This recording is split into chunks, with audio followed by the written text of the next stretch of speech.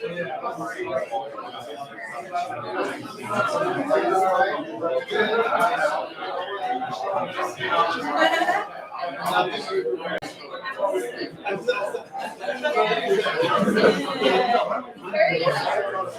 right.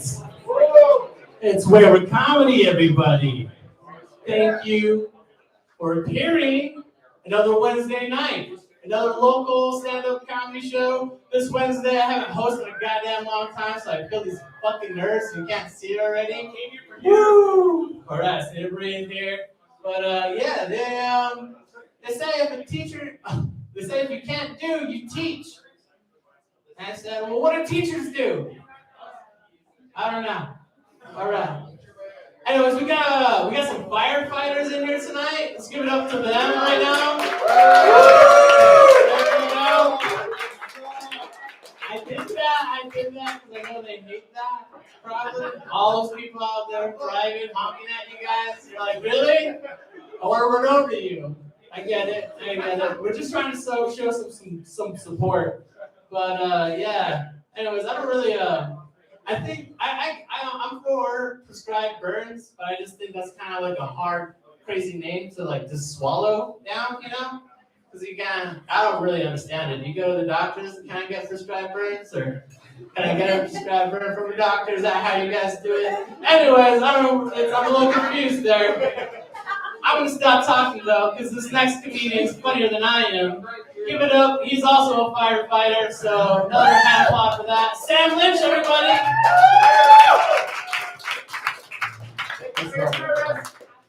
People keep saying I'm a firefighter. I don't have a job. I keep applying for jobs over and over, and they keep rejecting me. At this point, I just want the opportunity to fail a drug test. So I'm Sam Lynch. I'm originally from Kentucky. And here's a little fun fact about Kentucky. When you would drive into Kentucky, they have one of these big green signs that are welcoming you to Kentucky. It says, Kentucky, where mistakes become tradition. And I'm from Louisville, Kentucky. If you're looking at a map and you have third grade education, you'd be like, Sam, that's spelled Louisville. You'd be correct. We didn't get the third grade in Kentucky until the 1980s. Before that, you graduated second grade, they put you in a coal mine, we're like, don't join a union. Some other fun facts of my family, more Midwest than Southern. My mom tried to make guacamole one time, and she just used an avocado and an onion. And I looked at it, and I was like, these are my people. This is where I'm coming from. There's a special recipe online called Kentucky avocado salad. If you want to add a little garlic to make it more zesty, you can. I had a black girlfriend for a while. I told her we didn't have to go to my Thanksgiving.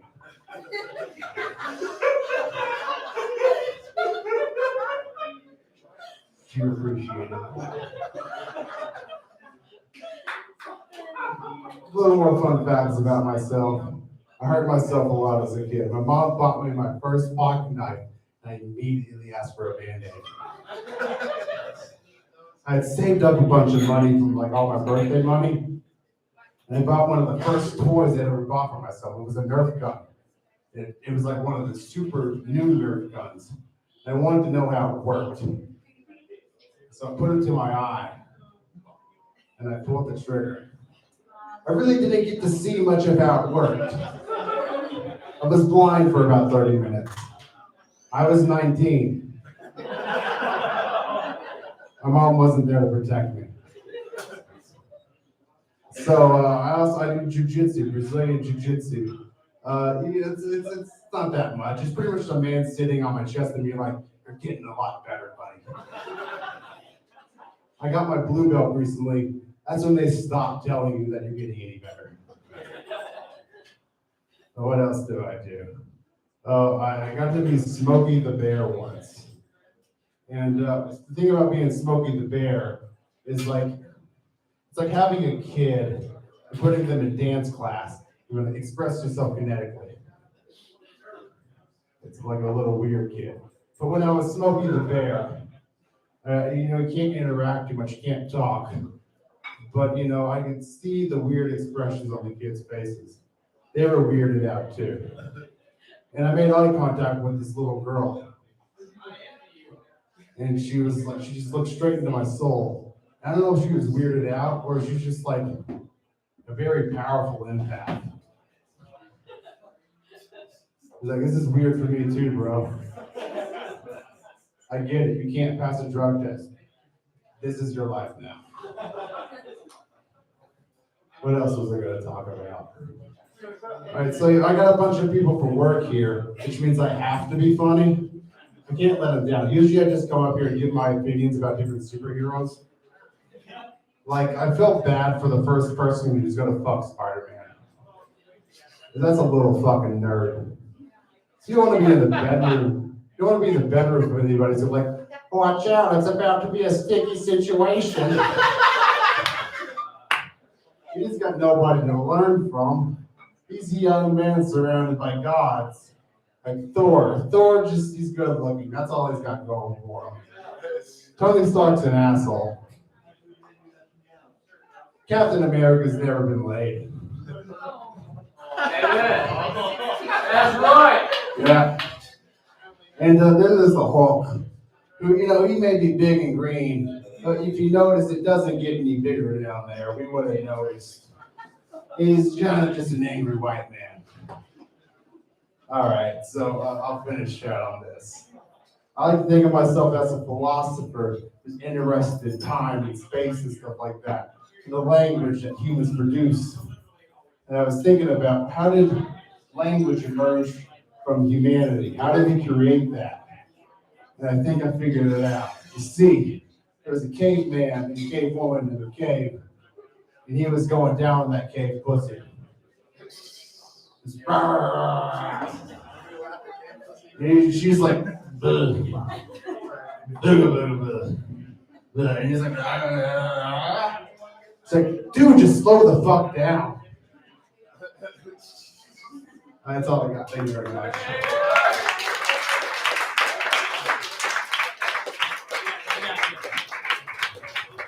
That's Sam Lynch, everybody.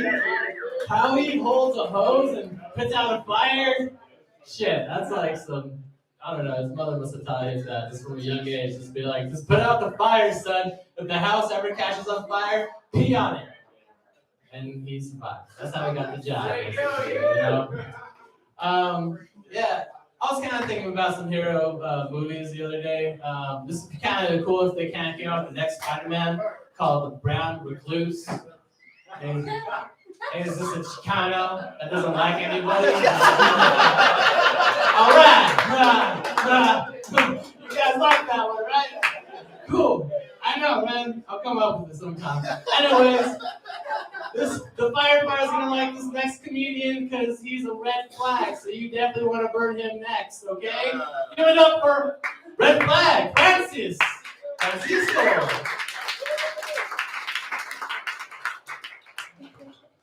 Brian, you're gorgeous, but the way you just butchered my name, you just unseasoned the fuck out of it. I love you though, you're gorgeous. Right. How you doing, degenerates? It is I, the biggest degenerate of all. Francisco, Red Flag, Poncho, put that guy on the watch list. I'm that guy. How you doing?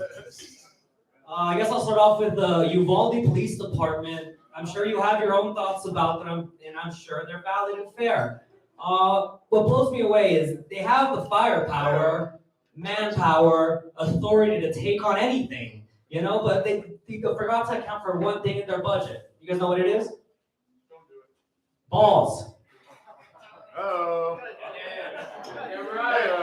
I'm like, these guys are heroes. These guys have balls, though. I don't know how you guys fight those fires with balls that big. How are you even that mobile?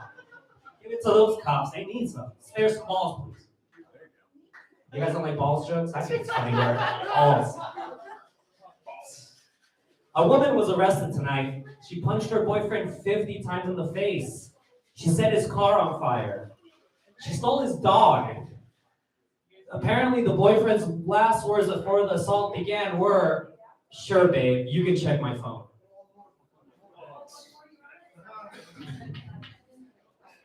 Oh, you guys like? Oh, the Mexican pizza's back at Taco Bell. You guys eat that? Did you guys like it? I didn't like it. It wasn't as good as it used to be. You know, that Mexican pizza I had was so bad. It doesn't need to be discontinued. It needs to be deported.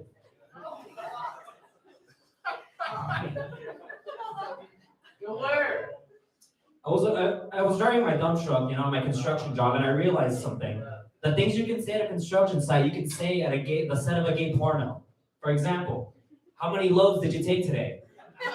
Do we have enough guys to finish the job? Guess I could just finish this last one up with a little childhood story of mine. Back when payphones were a thing, I used to love to go on the payphone because my mom was doing laundry, and I would just call up 911 and just prank them and just say fucked up shit, and I just never got caught. My biggest mistake was when I did it at home. I didn't. Yeah, so my bribe idea was I picked up, put 911, and I just yelled, help. Imagine a child yelling help and then just hanging up. And I thought that was the most hilarious thing. Next thing I see outside my apartment window is like a rush of cops, and yeah, I got a beating for that. But that gave this good story, so it works out, you know. Okay, thank you, folks.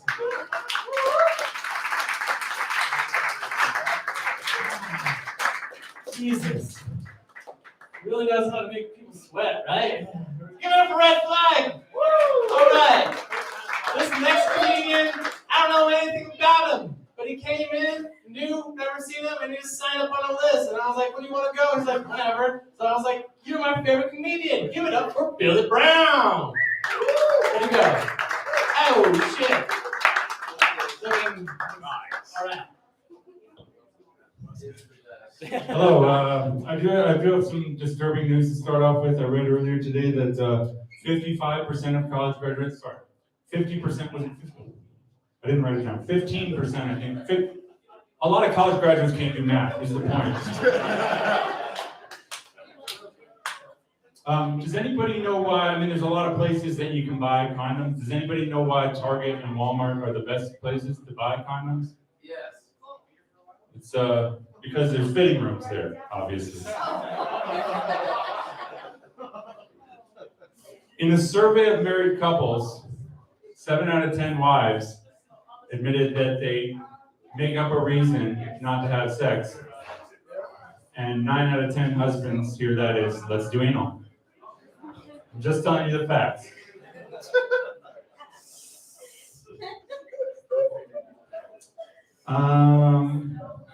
My sister went on vacation and she gave me her dogs, and we never grew up with pets as kids, and I've never had pets as an adult, so I didn't know how much work they are, but you gotta feed them twice a week. And they still cough up blood. It's ridiculous. What are you gonna do? Yeah, my sister's really tall. She's as tall as I am, and I'm a little above average height for men, but being my height, she's really tall for a woman. And I tell her not to waste this gift, you know, make use of what she's got. And she just blows it off and tells me why I didn't really do anything with my height. And that's true, I didn't. But she can't even jerk off in the kitchen sink.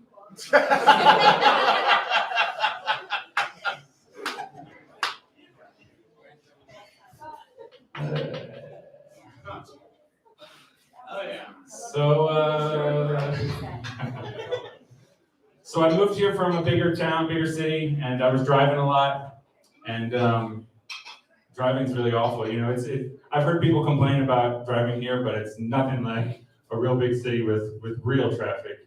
And yeah, you know, there's a lot of bad drivers is the thing. And statistically, as I look around, it's some of you probably, to be honest. But you know, I get really frustrated with all the bad driving, and you know, vent to my wife, and she said, "Honey, why don't you consider going to anger management therapy?" And I said, "Why? You think I have some problem? You think I have anger problems? Is that what you're saying?" Okay, I gotta check my notes. I can't remember all this stuff. Yeah, so we moved into a new apartment complex, and it's pretty cool. It's chill and quiet, as the whole city here seems to be. But there is somebody the other night who decides, I guess, to vend fruit or whatever late night. And, you know, oddly, because usually grapes come in a bunch, but I just heard this guy yelling, "Grape! Grape!" And nobody was buying. All right, thanks for your time here. It's been the first appearance in Saturday.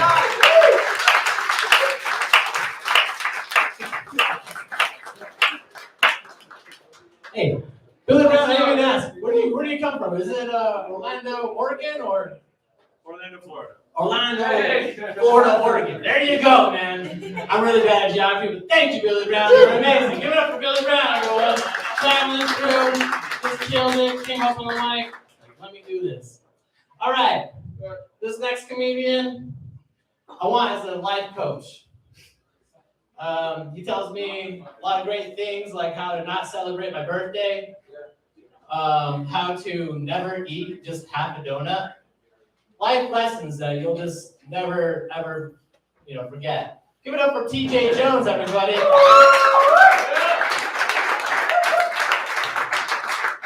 Thanks, Ryan. I think that last guy was checking the meter before he came up to do comedy. Sure. So one thing I love about living in Santa Fe, I'm sure you all love it, is how clean the air is. That joke was a lot funnier this morning. One thing, have you guys seen the signs around town that say, those digital signs on the side of the road that say, help prevent forest fires, don't throw your cigarette butts out the window? Yeah. You've seen those? Well, I would suggest that they start making cars with fucking ashtrays, because that joke killed last week. Are you guys happy that pot is legal? Yeah? Yeah, it's not such a big deal for me. I mean, I think it makes you all soft, actually. Because, especially your kids, not my kids, I'll never have kids, which is a really good thing. And I could imagine if my kid came home one day and was like, oh, they're bullying me at school, I'd be like, hey, look, you already know how to use grandpa's gun. Get out there, be somebody. Okay, good. We're on the same page. Your kids will never know the pain and misery, the struggle of having to sit in a pot dealer's house for over an hour while he measures out a fucking eighth of weed and plays you his demo tape over and over and over again. And that's why your kids are going to be soft. You know? They won't know struggle. They won't know that kind of struggle. I've been sober 10 years, and but I have been smoking pot lately, which is not going great. I know that a lot of people talk about how it gives them a sense of well-being and it helps them sleep and just, how great it is. But what usually happens to me is I find myself trapped in this hellish landscape with a person that I don't like, me. And there's no way. It's just awful. Usually what happens is I'll be at a friend's house or something like that, and I'll take a hit of pot and I'll just do an impression.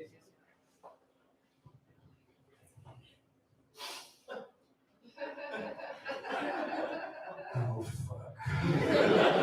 Oh fuck. What do I do? Fuck. Maybe if I go stand over here for a second. No, fuck, this is not the spot. God damn. I don't know what to do with my fucking arms. And somebody will say something to me and be like, yeah, right. I don't even know what the fuck that guy just said. I can feel it right now, actually. Just right here. Alright, just let it go, GJ. Just let it go.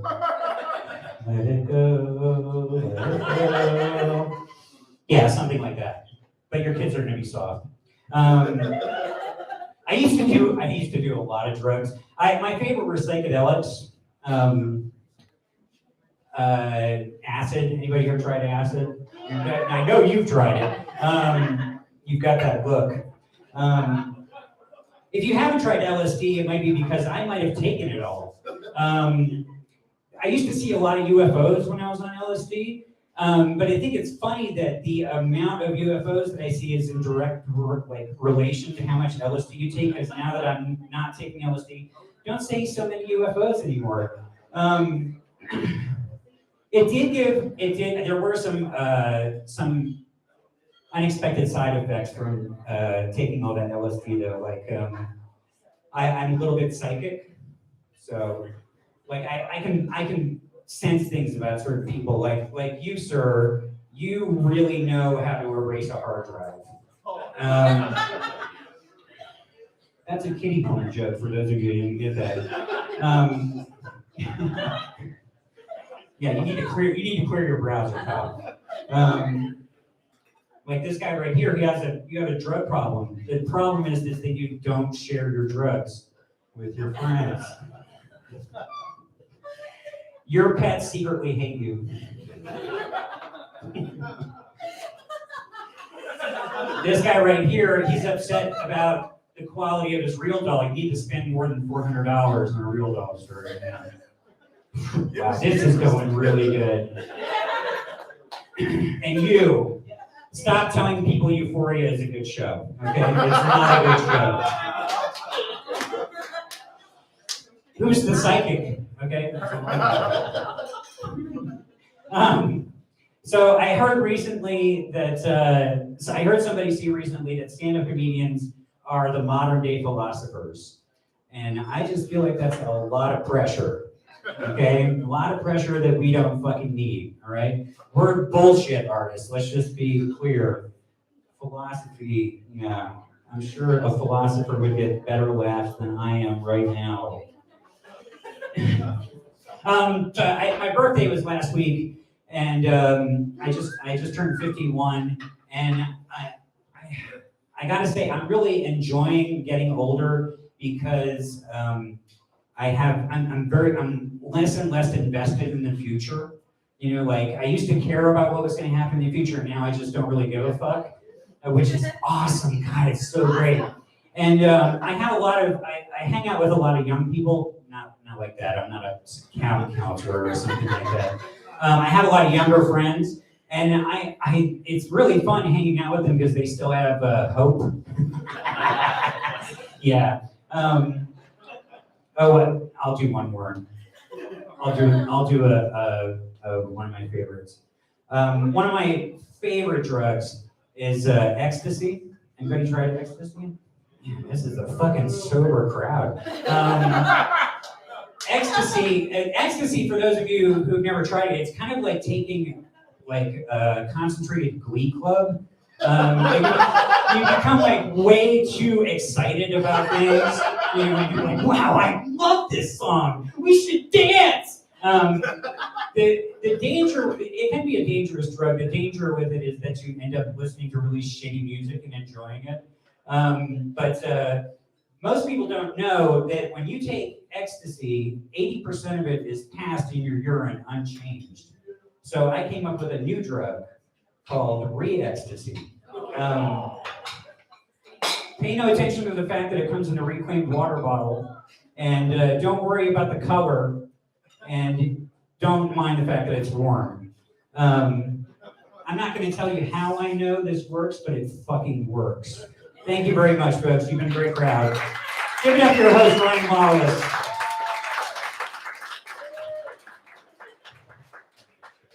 I forget Shaky's links, especially when I'm hosting. Thank you, everybody. That was TJ Jones. Like I said, you got all my personal advice from that guy. Oh gosh, I don't know where I was gonna go with this next one. Well, let's just go on. Let's just go on to this. How I'm gonna introduce this next comedian. She's also from Oregon, Florida, and I'm really excited that she just found this place to do some fucking stand-up comedy. Give it up for Matt B.W. Matt Stanford Pastor.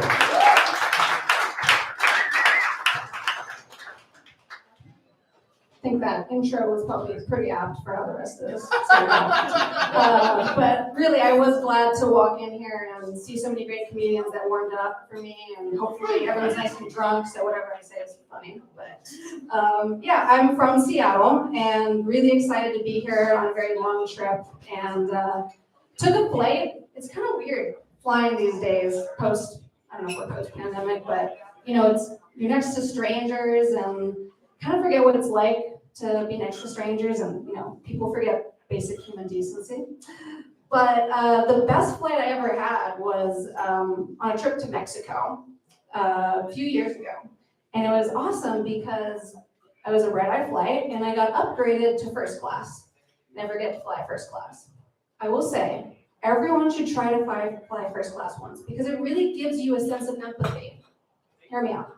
It gives you a sense of empathy for why rich people are such assholes. It was a different world up there. It's kind of like being on the Iron Throne. It's like you're a king and you're sitting down and watching people go by. Hurry up, peasants, yes, get behind the curtain. Bring me another towel, Tom. Just become another person. But it is really mean how they make you kind of wait. They have everyone else shuffle in after first class, and it's kind of like being on an art exhibit. And you're like, and here, to your right, is the finance bro. Went extinct in 2030 after the Bernie Revolution. Don't look at him, he hasn't had his cocaine or mimosa yet. Likely to go extinct. But yeah, I think it's just a different world because they let you have anything you want up there. You should try and ask. So they had sparkling wine, but only to Hawaii. And so I asked for it, and turns out they gave it to you. I wanted chocolates.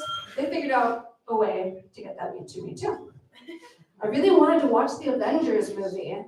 They actually acted it out for you in first class. That's how crazy it is. But when I was in coach, I asked them to not put ice in my water.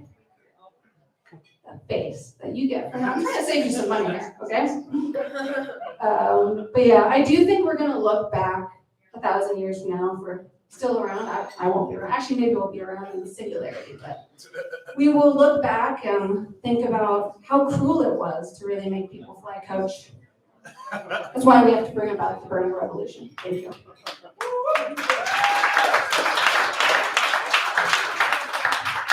Give it up for Nats! PW! Totally thought the PW part was the password. It's not. You know, I could have mistakenly thought you were like a tour guide person Saturday. I don't know why you kind of got that going on. Maybe it was the whole coach jokes. But maybe you get a coach bag with the coach jokes. Got a thing going on right there. I was trying to do some jokes with it. I don't know. That was hit and miss. Well, this next, yeah, thank you. This next guy, I was gonna kick out of hosting when I get to announce the next person, such as this person. His name is Tomas Cabildo those dildos. Cabildo. There we go. Tomas. And I didn't say Thomas, so just show me a little bit more love, Thomas. God damn it, is he smoking? You wash your hands? Hold on. Okay, you just did a little. I was in the bathroom. It was really nice, there until somebody called my name and then I had to zip my pig dick in my pants. Anyways, how's everyone doing today? Worse now. Worse now? I'm doing worse now. Yeah, so I don't know if you guys noticed about this. I'm not a very high energy person. This is about all you're gonna get from me for the night. Also, if you may have noticed, I have a very punchable face. I can tell you this because a lot of people have tried to punch my face. Basically, I'll tell you some stories about people punching my face. I was at this bar, right? And it rhymes with Evangelos. I'm not good with rhymes. I was down there, right? And you guys know what Evangelos is, right? The underground area. I'm tall, I hit my head all the time, so I already get punched by the buildings, so I don't need any more. So I'm there, right? And this guy's playing pool. And he's been at the table for about an hour, right? And I look at him, and I'm like, hey man, you're hogging the pool table. Mind if we play? He looks me dead in the eye and he's like, do you want to die? To which I responded, no. I want to play pool. He punched me in the face. Next story. I was at a Super Bowl party, and it was the Falcons versus the Ravens, or Falcons versus the Patriots. So I already know where this is going. It's a Patriots fan. Anyways, I was there. The guy had a very stereotypical handlebar mustache. Basically, he was a looker, and he approached me, right? And I was outside smoking a cigarette. He approached me. He was like, "Hey, I don't like your eyes." To which I responded, "Then don't look at them." To which he responded with pushing me off a balcony. So I know I didn't really lead with the whole punching in the face thing with that one. But as I was falling off said balcony, all I could think was, now I have to fight this guy. Because nobody pushes me off a balcony without me having to fight them. So yeah, I have a punchable face. Now, if you're looking at me and you want to punch my face, please don't. I'm just asking out of the courtesy of my own soul right now. I'm stupid. I know I'm stupid because Creed plays through my head every day. You guys know? All right, that joke works. Come on, you guys know what Creed is? With arms wide open. All right. I guess you're all smart people. I'm stupid because there's several instances that know that I'm stupid. Like for one, I went to a Toyota dealership, fully ready to get a Toyota Tacoma. Great truck, right? Great truck. Went there, and I think the guy saw it on my face too that I was dumb. And he looks at me and he's like, "You know what looks really good for you? A Nissan Frontier." And he showed it to me, and it was blue, and it matched my eyes. So I bought it.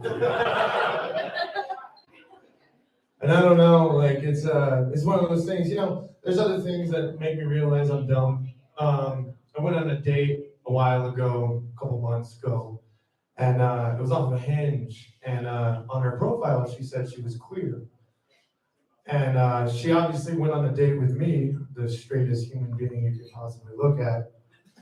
And so I looked at her and I was like, "So is that like a weekend thing?" To which she punched me in the face.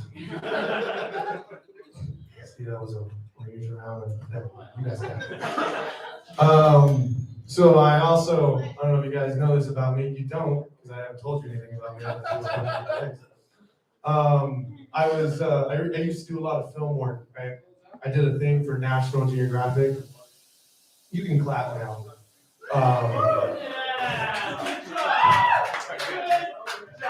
I only wanted recognition. Thank you for actually doing that. That was pretty cool. It's like when they say, "It's my birthday, you." Anyways, I did a thing for National Geographic, right? And a lot of people ask me, it's like, "Oh, what did you do? Did you go to the Himalayas and go to some crazy exotic foreign area?" No. I went to the Via Caldera. I filmed prairie dogs for 6 months.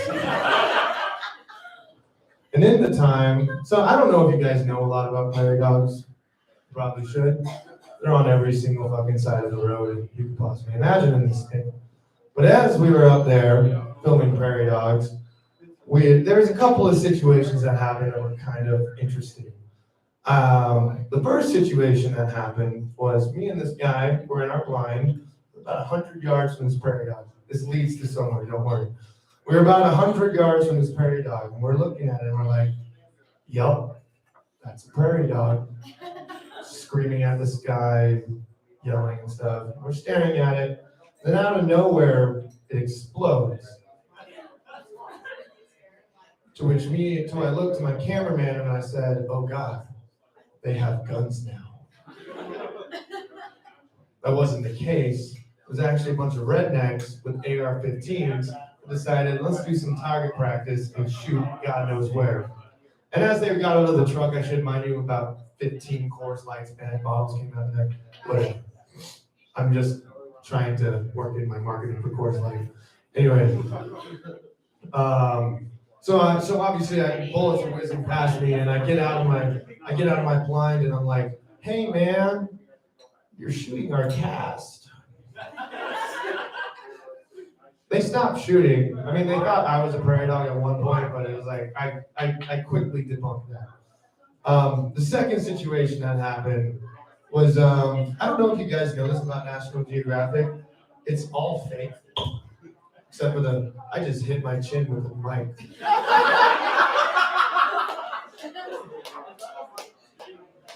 Anyways, this is, where was I going? Oh, right. So it's all fake, right? So once before we called in a coyote wrangler who owned coyotes, and we wanted some shots of coyotes getting in the hole, getting all real rowdy. And we called them in, and he had trained coyotes, and we literally put a fence around the coyotes so it wouldn't escape in the wild. Now, if you're working on National Geographic, you realize two things. One, that's fucked up. Two, that's not nature. That's a dude who owns a fucking coyote. So if you're ever watching it, it's called Prairie Dog Manor, which is just obviously Meerkat Manor of the prairie dogs.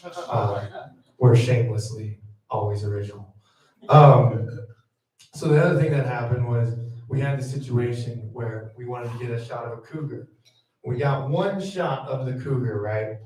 Only one shot, and my producer, whose name was Norm, he was like, we really need another shot of the cougar. And I was like, well, that's cool. Go fucking find it. It's not here. So what he decided to do was get a taxidermy cougar. What? He brought it in, right? And we look at this thing and we're like, that's a dead cougar. We look at it and we're like, so what do you want to do with that? He's like, I'm going to put it on a sled. And I'm going to tie a rope around that sled and it's going to move. And we were like, that's a really, really great idea. Let's do that. So we did it, right? And the first shot we get is of him. He's behind the cougar, right? Super close-up angle. And he literally just holds the cougar up. He's like, you ready? We're like, I guess. And he just puts the foot down as if it's putting its paw down. And he wanted us to pan up to the cougar eye. So we pan up, and it's a glass fucking marble. Like, no one's gonna buy this shit.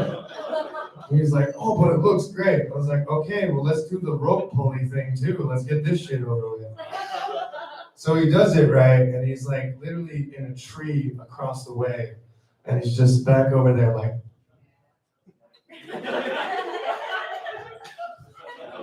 We're following a dead fucking cougar. The fuck is nature right now? He literally stuffed it with animal stuffing. I don't know what the fuck goes in a taxidermy goddamn cougar.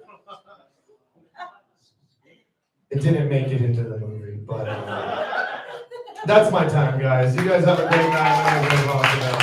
Thank you all. Good job, Tomas. Yeah, you can go for Tomas. You can build those. Build those. Love saying that each and every time. Hey, Tomas, you got that song Ron from Creed? I was the Stone Temple Pilots. Yeah, man. Jesus. Creed's like, When I feel the stars come down from clouds, it's like I know this song is like Creed. all right. So this might a little bit be too soon, but let's give it a shot. I think now is the time that we've figured out how to stop high school shootings. Yeah, you know what I'm talking about, high school. Right, all right, hold on, bear with me. Stop sending your kids to school! That's the only way! Or to not have kids, that guy's with me. I don't know. What else are we gonna do? You know, a good guy with a gun can stop a bad guy with a gun. But what if the bad guy has good aim? And what if the good guy has bad aim? Oh God, I don't want to think about this anymore. All right, this next comedian looks like he achieved going to high school without shooting anybody. Give it up for Brian Brett, everybody. Yeah. I used to build birdhouses and popsicle sticks out of the sky. Yeah, that's so sweet. I didn't hear the last part. But I love popsicles. Thank you, everybody. This is so fun. Thank you for showing up. Thank you for staying. I know most of you are probably expecting me to make a comment about the most recent school shooting. But all I want to say is he was a good kid, and I didn't see it coming. I'm holding my hand above my heart because I have a self-inflicted flesh wound. It was an accident, but nobody believes me. And in a way, that hurts more than the knife. This time last year, I was in a mental hospital. This year, I just park outside it at night.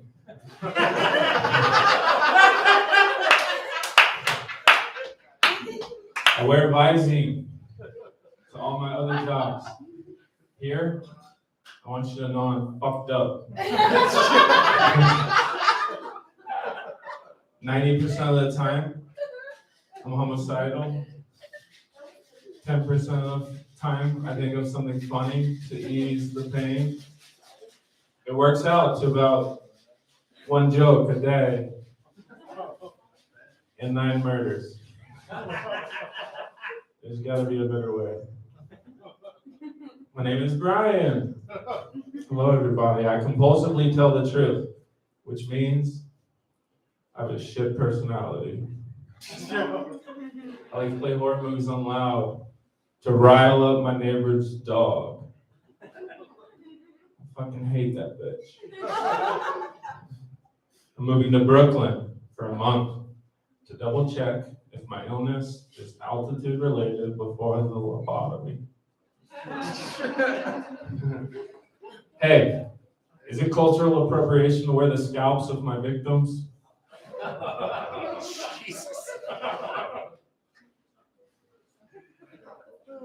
The currency crafted for the collapse of civilization relies on the electricity grid. And I bought that shit too. I'm not fat. That's something I want to walk back, actually. I just have to put my socks on before my jeans. Actually, I have the body of a retired Major League Baseball pitcher. And the best compliment you can give me, and I know because I got it recently, is you look like a famous serial killer, but you're obviously not one. All my imaginary native friends are calling me white, hot, American summer. I was pro-Russia, but then I sawed my thumb to the bone with a blunt knife. Now I'm anti-war. Before the slice, I visited Texas to watch somebody I don't know get married. I still don't know them, but their extended family adores me now. The whole time it felt like I just got out of the shower. Everything is wetter in Texas. My cum was more humid. Thank you. Everyone there has a Ford pickup and a baby from a previous marriage. If the highway has too much cars on it, they build an empty one in the sky because it looks cool. I saw a school shooting getting planned and a school shooting getting stopped a half hour late in the same day. Thank you guys. I'm Brian Brett. Come back next week. It's been a pleasure. Brian Brett, we didn't shoot anyone in high school. Give it up to that guy. He's like, hey man, did I do good? And I'm like, yeah man, therapy's always good. What are you talking about? Jesus. This next comedian, he wanted me to give a roast to his name, but I could never really do that, like on the spot. I was like, okay. His name is Jesse Lay, and it's like, lay the sandwich. Yeah, sorry. Come on, Jesse Lay. This is your intro. How's it going, right? Thank you, live roast. I didn't always want to be a comedian. I had a lot of employment options beforehand. Like, I wanted to be a doctor, but I never had the patience. Tried being a gynecologist, but I could never find any openings. Worked on being a proctologist, but I was a real pain in the ass. Tried to be a veterinarian, but I just ruffled everyone's feathers. There's more of this. Don't worry. Tried phonology, but everyone else was way ahead of me. Also, it's racist. You can Google phonology later. I thought the medical field would work because I had previously cut my teeth as a dental hygienist.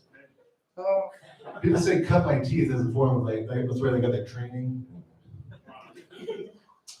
Tried being a farmer since I was outstanding in my field. I couldn't get along with the other ranch hands though. Kind of guy that goes against the grain. Became interested in the arts. I wanted to be a wandering minstrel because I can really carry a tune. Tried out for marching band though. I wasn't up to brass. Did a commercial to be the Chiquita Banana Girl, but I wasn't level-headed enough. Worked on being a tailor, but I wasn't suited for the job.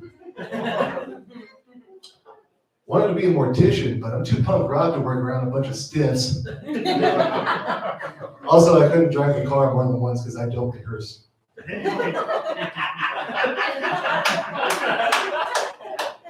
I wanted to be a lumberjack because I'm clearly a hack. But it didn't work, they gave me the axe.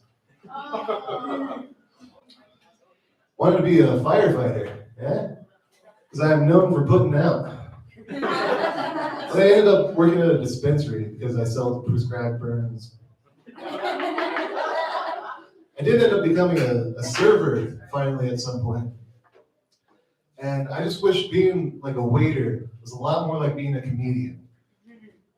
Or the other way around. I wish it was more like, I wish being a comedian was more like being a server. Because then I could just come up to your table and offer you a list of like categories. Like, are you into political stuff? Or you like talking about sex? Or, bowel movements? Whatever. I'll bring whatever you choose back to the kitchen. Some Guatemalan will talk into a microphone. I'll bring it out, play it on the table. Everyone has a good time. Thank you, I'm Jesse Lee.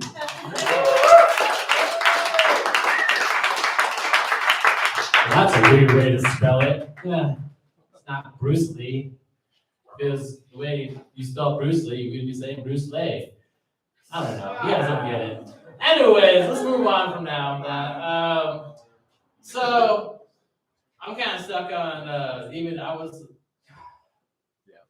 educating myself somewhere around the world, and I had to get some egg rolls, and someone was telling me that they don't pronounce the L, right? And so that's why they say egg roll. And then I thought, well, then why do we spell it like that? Because that's not right. Okay. I thought everyone else would kind of feel like I did, like that. All right, no one else wants to jump in the pool, right? All right.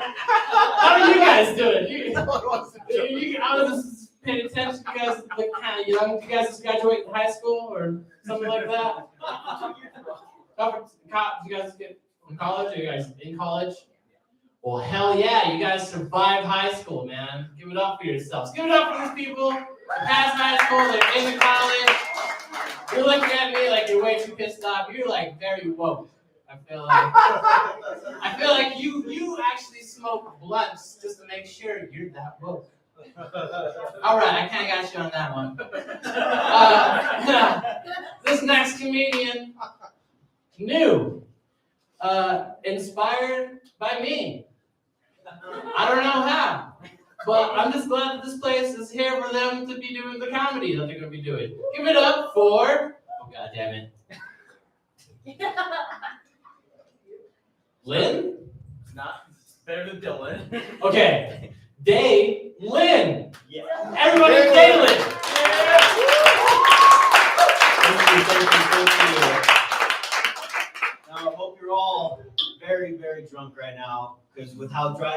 is going to be, you'll definitely be sober by the end of this.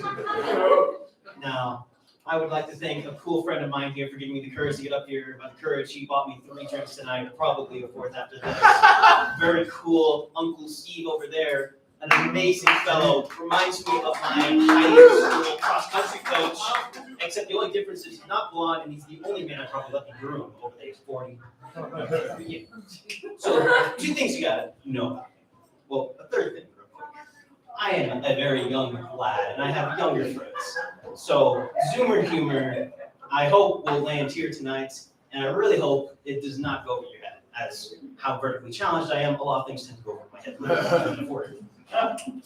Another thing is, yes, these people are real, they are my friends, and yes, I did say this dumb shit. So among a lot of my friends, I'm known as the Pegger Boy. If you don't know what that is like online slang and stuff like that. It's a nickname, and it roughly translates to retarded kid. And how I got that lovely nickname was one day I was talking to my friend. I was like, "Hey man, how do you always hit on chicks and dudes? Dude, you do it so naturally." And it's like, "Oh yeah, dude, it's always with these sick pickup lines." And that's when it started going down. So essentially, I asked him, "How do you do it?" He's like, "All right, use this pickup line of the next cute girl you see, man, or two, however you want." And he's like, "What you gotta do is peg them." And I'm like, "What's pegging?" It's when you walk up to them and comment on how pega they look. Oh man, it takes a lot of steps. So I'm like, what does that mean? It's like, oh, it means you're complimenting how lovely they look to me. So, later we go to the food court and I'm just eating and I see this lovely woman, my age, and I'm like, you know what, I gotta work up the courage and go for it. You miss 100% of the shots you miss. I've also learned that you miss 100% of the shots you don't take and just miss, Yeah. So I go up to the girl, and I have a friend who's gonna wingman with me. He jumps ship immediately. As I tell the table, I'm gonna go peg that lovely woman over there. My friends are just, they're already out. I go up there alone. And I'm like, hello, Meadow. Might I just comment on how heavy you look this evening? And she's like, oh, that's so sweet.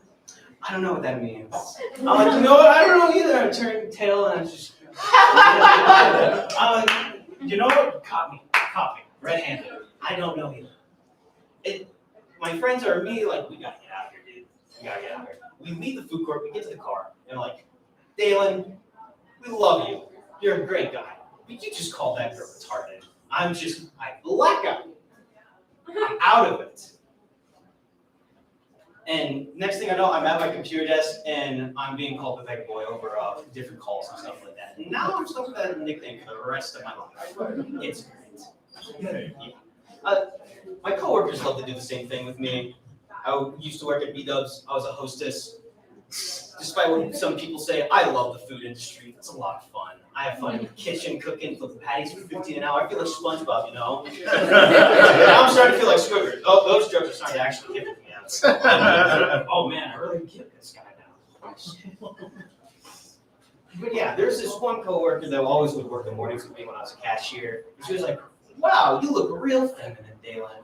And that's because with the uniform we had to wear, and this was also back when, before I got married, I had these luscious legs. I pulled off the long hair, past my shoulders. Oh my God. I was thinking about dying a blonde, be like one of those Disney princes or whatever, But yeah, had to wear the face mask, had to wear long pants that covered all.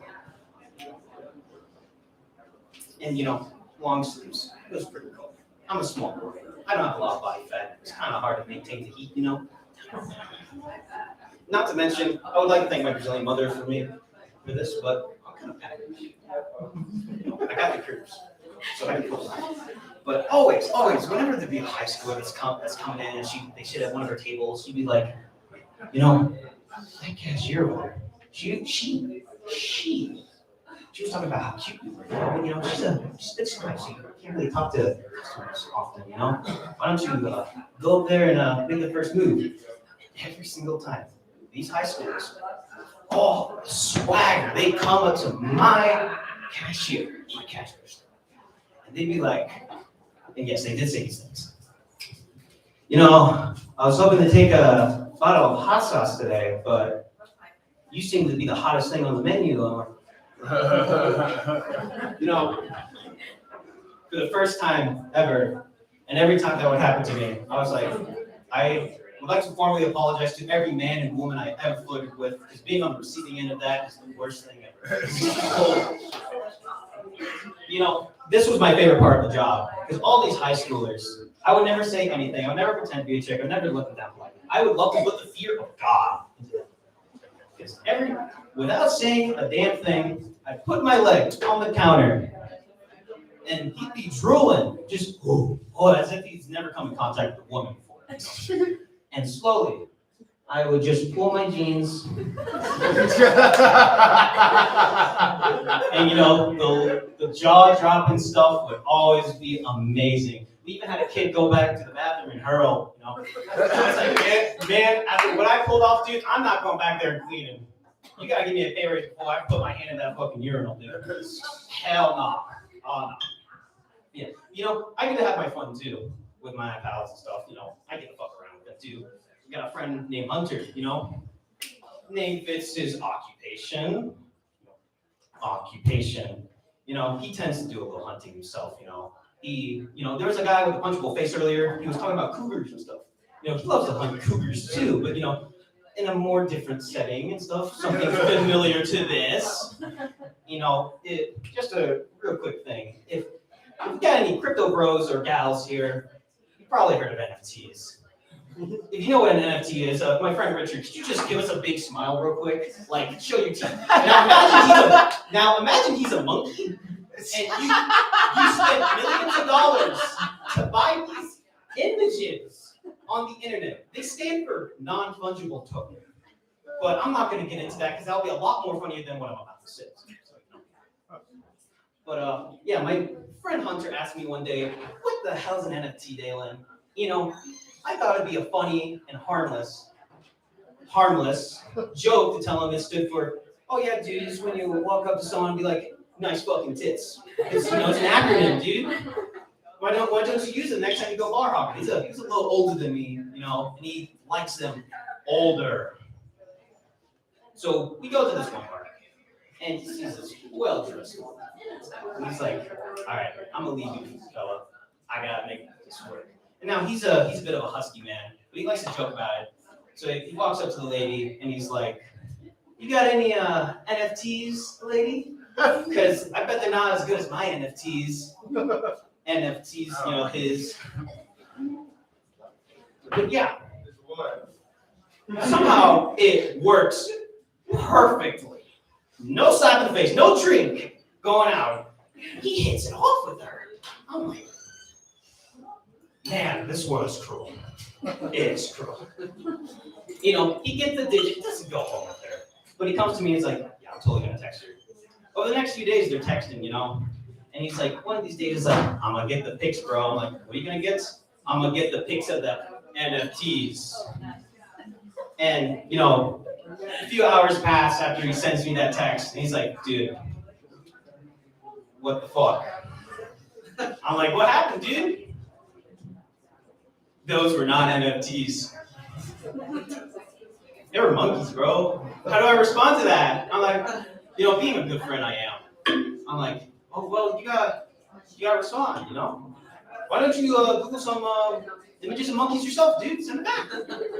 You know, they go the rest of the night just exchanging pictures of monkeys. And goddamn, they still do it to this day. It's pretty impressive, you know? If they're happy doing their monkey business, I'm happy. Thank you. Thank you. Lynch! Hold on. I thought that was like a holographic Charizard when I first saw him on stage. I was like, son of a bitch. He's talking about NFTs and he doesn't know Charizard? Get out of here, Gen Z! Get out of here, Gen Z! God damn it. That's why millennials will never blend Gen Z. Anyway, sorry, you had a great set. Give it up for Caitlin, the most gender neutral thing out there. Everybody, got a whole bunch of Valley girls talking in the background, so that was amazing. And this is how you're talking to a mic. You had a couple of moments where you didn't do it, but you were fucking amazing. Yeah. You also have 2 rings on your pointing fingers, which fucking scares me. I'm gonna hit you up later so we can do like some horoscope reading or like what's that game called? Ouija board. That's it. Yeah, you know what I'm talking about. Some fucking touching and shit like that. Too much touching involved in that game. You know what's a weird fucking board game I thought about the other day? It was Operation, right? They were like, oh, let's make a children's game where they look for missing bones inside of a cartoon character. Hey. And then there was another guy that was at that meeting, he's like, so let's make this interesting, right? Let's make it shocking if they get the wrong part, or if they like touch a little piece of metal, it shocks them. Was that not like the BT killer advertiser? Like, I don't know, stuff like that. Now you get it? All right. Anyways, we're moving on. This next person actually reminds me of a babysitter who would probably feed the kids some poison. But luckily, I don't have any kids, so I'm going to how that happened. So, give it up for Esther Crocker. Hey guys, my name is Esther. My friend Brian Brett says I look like a teacher who fucks their students. I was just flattered that he thought I was a mentor in any way, shape, or form. I was voted the most laid back in school. You know how at the end of the year they vote for the teacher's pet, the class clown, the most likely to succeed. They voted me the most laid back. I think that's why they called me Easy E. But I always thought that was kind of amusing when people think of me like that, because I'm on enough mood stabilizers to level a small pony. Like, I might seem cool, but only because I'm heavily medicated. Speaking of which, have you guys thought about the zombie apocalypse? Yeah. And when I say zombie apocalypse, I'm talking about any end of the world scenario, because we can see the writing on the wall. We're due for a mass extinction. It doesn't take a rocket scientist to figure it out. We are fucked. The only question is how. How are we going to go? Are we going to, catch a virus and start eating each other? Or aliens going to invade? Or is the world going to catch on fire and we're going to suffocate to death? And there's always that one guy who's like, yeah, I got my guns, and I got my bunker, and I got an unlimited supply of ammo, and I can survive 6 months on my own. And then there's that other person who's like, yeah, I'm gonna go camping in the Pecos wilderness for survival. Right, because you used your tent like twice. I know exactly how I'm gonna go, along with 20% of the population on pharmaceuticals. I'm going to walk off a cliff about 3 to 5 days after my Lexapro prescription runs out. Have you ever seen anyone who gets cut off from their antidepressants cold turkey? It's not pretty. And then just imagine all those addicted, ADHD, bipolar, schizophrenic motherfuckers out there. They're just a few days away from a psychotic reality break without their meds. If you're afraid of zombies, you're afraid of the wrong things. You should be afraid of this group of people with guns. The last time I got cut off from my meds cold turkey, I got lost driving home from work, a route that I had taken for over 2 years, but I was crying so hard I couldn't see. I had to call my boyfriend to come pick me up. I don't know where I am. I don't know why I'm crying. I don't know why. That was me 36 hours without my meds. Now imagine 60 hours with an army of zombies attacking. In other words, I am not your zombie apocalypse buddy. If shit hits the fan, you need to let my ass go, because I will die of a panic attack before a zombie even catches me. But I think the real answer to my insanity is that I just need a good night of fucking sleep. The problem with getting older is that you have to pee every 2 hours. at night especially. So you never really get good sleep. By the time you get into your first REM cycle, you gotta get up and you gotta go pee again. It's kind of like breastfeeding a newborn, because you have to do it every 2 hours to keep the genetic poop monster alive. Except breastfeeding's for 1 year, and incontinence is for life. I didn't breastfeed very well. I had a hard time doing it. Let's just say it didn't go well. And I think my grandmother summed it up best by saying, well, you can't milk a skittish cow. By the way, never touch a woman's belly in public, whether she is pregnant or not. Right? We don't like it. It's kind of like touching a cat's belly. And if you do it, you will get clawed or peed on, especially if she's over 40. I see a lot of people in their 20s and 30s in here. Enjoy those decades while you can, because when you turn 40, that means you're hiring lawyers. For some reason or another, it will happen, I promise you, for reasons you could not imagine. You'll need one. And by the way, lawyers charge like prostitutes by the minute with a 1 hour minimum. So go ahead, sit back, enjoy the coffee, eat the pastries, don't come early, because you're the one getting ass fucked. Anyway, thank you very much, guys. Give it up to Fester. Talks about a zombie apocalypse, and all you wanted her to do was watch the kids, for a couple of hours, We're like, oh, that's right. Cool. This next comedian, hey, give it up for all of you guys staying here tonight. You guys are fucking awesome. I thought for a second there was a hobo in the back and he was just chilling at the bar, but no, he's actually a paying customer, so fuck yeah, man. I love you all guys. God damn it. Anyways, you gonna give me the signal? You're gonna give me the signal You don't have anytime any soon? more? Oh, I got some more jokes. I don't know, I'm not high though. Oh, okay. That's the right answer. That's my kind of people. Okay, this next comedian, he might not seem like he's got it all together. Like he might not wash his clothes all the time or whatever. But he's got a belt buckle on his. He's got a belt buckle on his shoe, tied in places. So that already tells me that I don't have anything figured out. Give it up for Phil Johnson, everybody.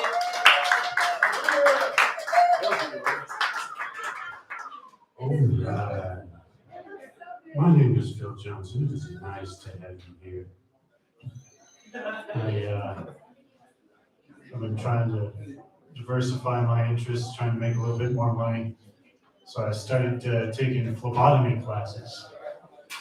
Phlebotomy, of course, is the practice of drawing blood. And the problem with it, though, is I was really good at it, really good at it. And I started getting worried that my arrogance would get in the way of the medical practice. But my phlebotomy teacher gave me some words of encouragement the other day. Said, not that vain. I thought that was nice.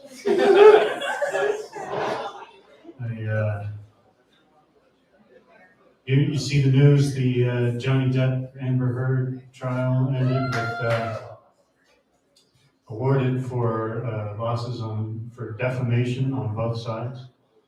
So now when you're like, yeah, Johnny Depp, Amber Heard, you have to say who, because they've been defamed.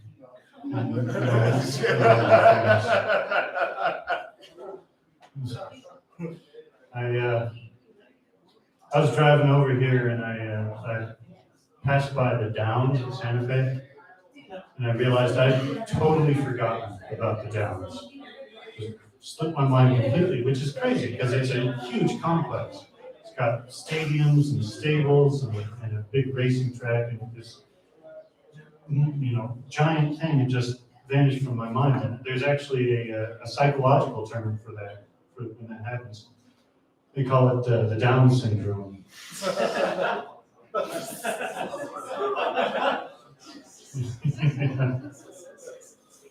I was in the grocery store the other day. When I like to go through the self-checkout. They got the little robot and the little TV. So self-checkout. Yeah, I look good. Go me. And of course, it says recording in progress. I'm like, oh, delete that later. Sorry. Then when you're done, it prints out your receipt and it's got the machine's number on it. Oh.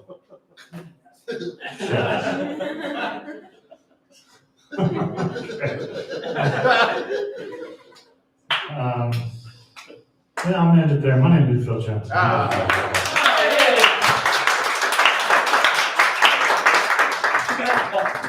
Phil Johnson, everybody, goddammit.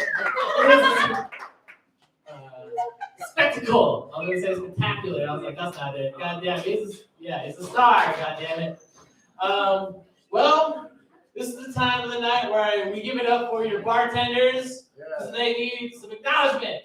Give it up for Liam and Sarah. They're killing us tonight. Serving drinks.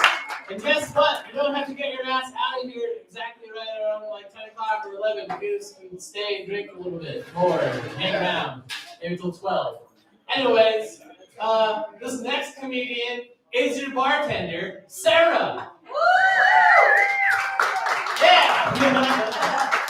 I was like, holy shit, this is a good time. Yeah, no, I just got an order, but thank you, Leo. You're the best. I wasn't pushing my work on you, but I was pushing my work on you. Awesome. So I haven't been back in a while, but I had 3 things I had to tell you because it was just so crazy. And that was that I commute for work, so I usually drive up to like Cedar Crest. And the reason that that's important is because I go behind Eldo sometimes. You know, that's El Dorado if you're not from here, just so y'all know. And I was about to have my car break down, and when I realized where I was, it was so not cool. So Epstein has a stupid mansion on top of a freaking roof. It's like a ridge, and it's like he thinks he's a big old king or something. He's like, oh, I live up here. Yeah, we all know. It's not cool. But with that said, I wish people would get better jobs, unlike Epstein. Don't follow his, example. And I mean, you can get a job anywhere nowadays. I mean, you can even sell weed, and it's okay. I mean, nobody else can ask for a better time. But with that said, having a job that gives you some humility is awesome. And I had a humbling moment the other day, because my second job, don't tell Xander, is I'm a personal assistant. So I went with a friend to a funeral. And I was like, wow, well, this is cheery, So we show up, and as soon as we're about to put the poor guy, who I have no ties to, so sorry if I don't have any empathy, they were putting him in the ground. And this whole other crew of people just comes over the hill. And this woman's running down crying, and she's like, my husband, mi esposo. And I'm like, wait a minute, that's his wife. Who are you? So I just start eating Tic Tacs like popcorn because I am not going to get involved in any of this. Well, needless to say, the man was a pilot, and he had 2 lives. Talk about frequent flyer miles, right? Damn, I freaked out up on that. I was like, this job just got good. But the only other job I had that I was completely humbled by was I used to work, I can't see the name, for a fish place, let's say that. And when you work there, you have to do some prep. Nobody ever tells you that. And my wonderful table ordered Caesar and blue cheese. So I'm standing there, and when you're prepping, you've got your lettuce here and your dressings here. Well, I'm top heavy, so I am not that special. And as I went to reach over, one boob got covered in blue cheese, and the other got covered in Caesar. Now, if you've been to this restaurant, we all have to wear white shirts because it's fresh. Oh, hell no. They're $20, and we hate our lives. So when I came up, I realized I was out a $20 shirt, and my boobies are very obvious. So I went to my table trying to apologize for smelling like fish and feet. Not so good, because the manager on site hates me because I was partying with her man the night before. So needless to say, you got to be careful, guys. You might end up with stuff on your tatas, and it's not good. So with that said, I was thinking about like terrible things I've done because maybe I earned that karma, And my last story for you all, which is so embarrassing. I'm sorry, Todd, Cindy, all you people. Truth will be coming out. I decided one night to throw a kegger because I had never drank or anything, and I wanted to know people's true intentions. So I got a bunch of keggers of O'Doul's, ripped off the sticker, and put on different brewery numbers and names. Then I got all the hard spirits, put simple syrup and apple juice in the whiskey, and Boone's Farm and all of everything else. Needless to say, that night was fantastic for me. I wouldn't say for everyone else, but knowing the truth, it was great. And Susie, you did want to hook up with Todd. Let's tell the truth on that. But with that, everyone, keep it real, keep it cool, and thank you for my funeral stories. That was great. Yeah, that's your bartender. Make sure to tip her extra. We didn't get some tips too, but like, you know, so we get some more. So that was some crazy shit. Woo! You made it, guys. We have one more comedian tonight. I want to sit down because I got some shit to say. Oh man, this next comedian, he looks like he can. All right. He looks like he took all the Joe Rogan pill enhancement vitamins, but it didn't really work out for him. This guy looks like he's trying to sell you Manscaped in real life. Manscaping, you know what I'm talking about, YouTube. All right. This guy looks like he'll say, "Hey, for $500.99, whatever. You can have a nice, huge dick and not end up pregnant." Give it up for Evan Galpert, everybody.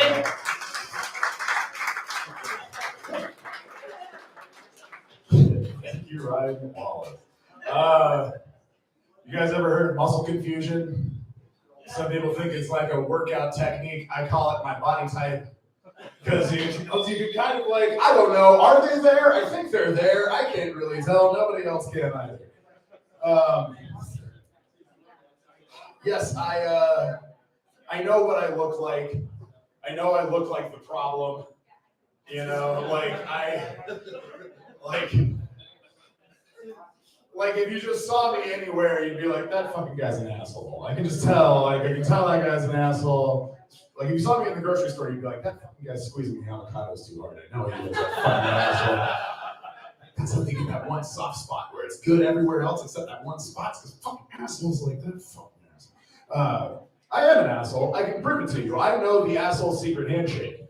The asshole secret handshake, I'm going to teach it to you just so that you can all be in on the club. Takes place on the road, because that is like the gladiatorial battlefield for assholes, right? So this is what you do. You're driving, you're an asshole, you're on the road, you see another asshole, you do one of those. I'm going to do it again really slowly for this time. You're driving, you're an asshole, see another asshole, you do one of those. This accomplishes two things. One, hides your face. It shows that you're not at all actually interested in having a conversation, and you put your eyes down and cover your face up. Nobody knows what you are. Secondly, it proves that you're so much of an asshole, you won't even lift your hand off of the steering wheel to acknowledge another living human being on the road. That's an asshole. Real asshole stuff there. I look like an asshole, but it's not my fault. I just can't grow hair. I just can't grow hair anywhere useful.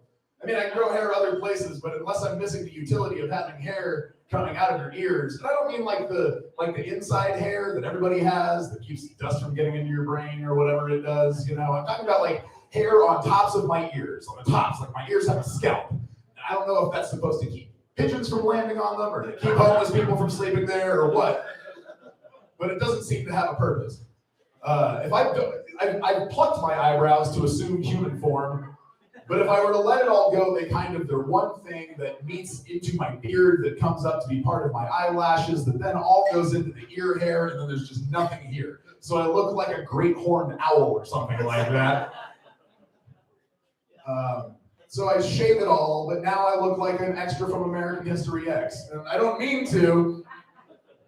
It's just what I work with. I actually did just get hired to be a skinhead on Waco the Aftermath tomorrow.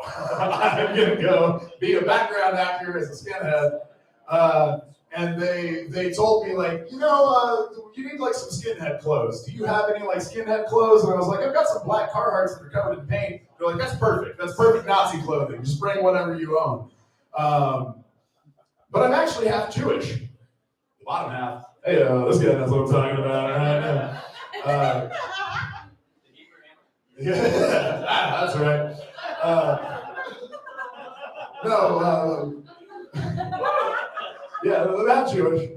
But the other half of me is German, yeah. It's a big problem, yeah. My mother's side of the family, all German. It's a big struggle, so this is why I had the vasectomy, was to eradicate the Germans, eradicate the Jewish half of me. Sorry, sometimes that joke works. Speaking of Nazis, Ted Cruz, right? Thank God for Ted Cruz, because he finally called out the problem, you guys. He finally gave a name to the problem in America. Doors. Doors. Doors. Doors. We have too many doors. This is the problem. Doors are the scourge of America, ladies and gentlemen. We need to control access to doors. How many doors do you think there are in this room alone? And I'm not even talking about like the big obvious ones. There are little doors. There are like doors under cabinets and inside things. There are Jeeps with doors that you can take on and put off of them. You can mount doors onto a Jeep. We need to restrict access to doors. Doors are seriously the greatest threat to our society. Because if I'm surrounded by doors, and I could have gotten them anywhere, I could have gotten them from any hardware store, even if I were a responsible door owner, and I put a lock on it, a kid could get to it, a kid could unlock that door, accidents happen, and then somehow some crazy person could get through that door and take away my guns. God, I can't even imagine a world. Then, how am I supposed to defend myself? Because the only defense against a bad guy with a door is a good guy with a gun, right? Doors are the greatest threat to our society. Now, if the criminals are going to have access to doors, then the police need bigger doors. So soon we're all going to be in like schools that are like prisons where we each have our own big heavy door, and you're walking down a hallway full of heavy doors started by guards that are standing at these heavy ass doors, and we'll be walking through fully automatic revolving doors that open and close 30 times, 40 times a minute. But look, not all doors are bad. Like old tiny antique doors, they're fine, like saloon doors. Like, you can see someone coming from a mile away through some saloon doors, that's fine. Or like a decorative door, like a church door. It's like big and old and useless, like the church, yeah. What we really need to go back to is, we really need to just go back to real old school doors. Old school doors. I'm talking castle doors. I'm talking moats and drawbridge fucking big ass doors. One door in, one door out. Then, maybe we can go back to the Middle Ages with the rest of our fucking legal system and we'll be fucking fitting, finally. God damn it. That's all the time I have for you. My name is Evan Galvin. Wow. All right, that's it, everybody. That's all of our comedians tonight. But don't get up. We still got a surprise bonus round. We got our improv show tonight, hosted by Jesse Lee. I got it right this time, son of a bitch. All right, here we go. Thank you, Ryan. I have some accompanying comedians with me tonight. I've seen them earlier. You put me on spot, but I'm gonna have you. What game do you want to do? He said that it's because there were too many doors, and that's how somebody got into the building and shot all his men. I adore your jokes. Thank you.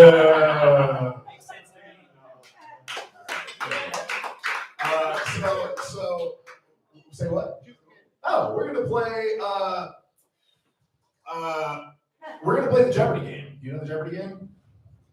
What's the Jeopardy game? Yes, you answer in the form of a question. So, if I could get a suggestion from the audience for anything at all, a thing. Give me a thing.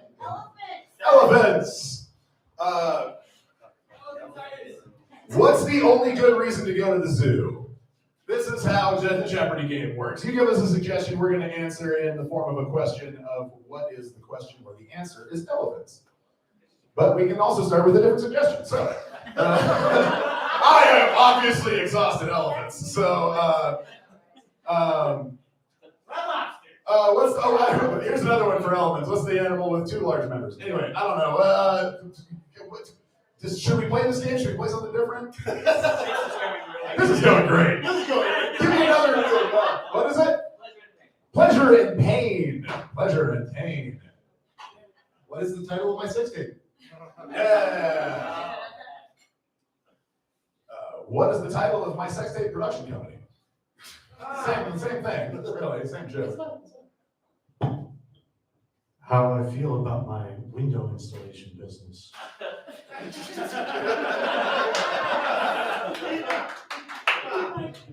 That's better. All right, what else? We got another suggestion for another thing. Anything? Bathtubs.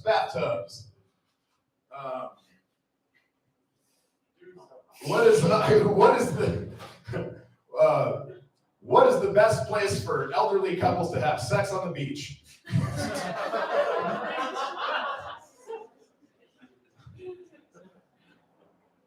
What do I call my panic room? Where I make my meth.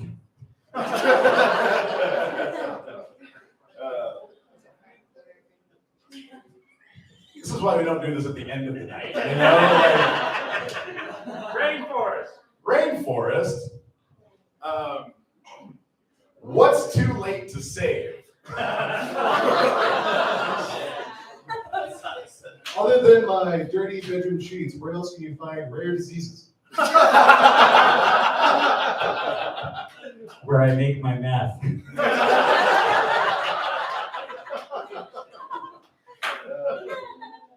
Basements. Where I make my meth. I like that the question you've chosen is where I make my meth. You have to answer in the form of a question. That is Is where I make my meth. Do we want to play something? Okay, well, 185? Sure. Okay, let's do 185. Another suggestion, please. What is it? Dogecoin. 185 Dogecoins walk into a bar. The bartender says, "I'm sorry, we don't serve Dogecoins here." And the Dogecoins said, "Fuck, I'm sorry. I'm so sorry. Half of it is just confidence, you know? You just get out there and just say a thing. I totally fucked that one over." Sure. I was trapped in the desert for 185 hours, and I had to chop off my own dick. It's got to be 185 blanks walk into a bar. The bartender says, "We don't serve blanks here." You didn't explain I thought you guys already knew this. I'm sorry. Jesus. All these people knew the rules of the game. We're going to say, you're going to give us a suggestion. We're going to say 185 of that suggestion walk into a bar. The bartender says, "We don't serve that suggestion here." Then we can say, that suggestion says, "Well, that's fine, blank." You just told that joke. Yes, but that's how the fucking formula works, TJ. Can I have another suggestion? Like maybe profession or like junkies. 185 junkies walk into the bar, and the bartender says, "We don't serve junkies here." Junkies say, "Are you sure?" 185 junkies walk into a bar. The bartender says, "Oh, sorry, we don't serve junkies here." And the junkies say, "I know, we're just begging for money up front." 185 junkies walk into a bar and they said, "Oh, must be Wednesday night, time for comedy." 185 junkies walk into a bar and say, "Hey, is there some place where we could make some meth?"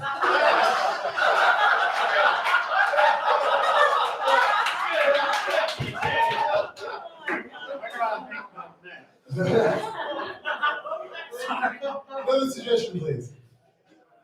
Lawyers. Lawyers. 185 lawyers walk into a bar. Bartender says, "We don't serve your kind here." And the lawyers say, No, we're lawyer certified." Yeah.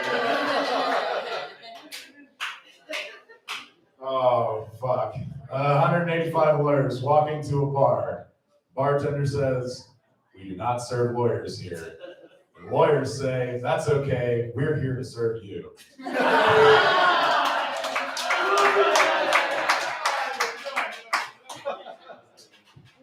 185 lawyers walk into a bar, bartender says, look, we don't serve your kind here, and I'm not gonna argue about it. 185 lawyers walk into a bar, the bartender says, we don't serve lawyers here. The lawyers say, that's all right, it's getting a little litigious anyway. 185 lawyers walk into the bar and didn't pass the exam. Excellent. 185 lawyers walk into a bar, the bartender says, listen, I only had like 180 lines. All right, well, fuck, I'm out. Let's call it a night there. Thanks, guys, for sticking around and listening to us. You guys are awesome. Thank you all for coming out tonight. You guys have all been awesome. Follow us on Instagram, YouTube, all those social medias. We're all there. So, Wayward Comedy, y'all. Thank you. Have a good night.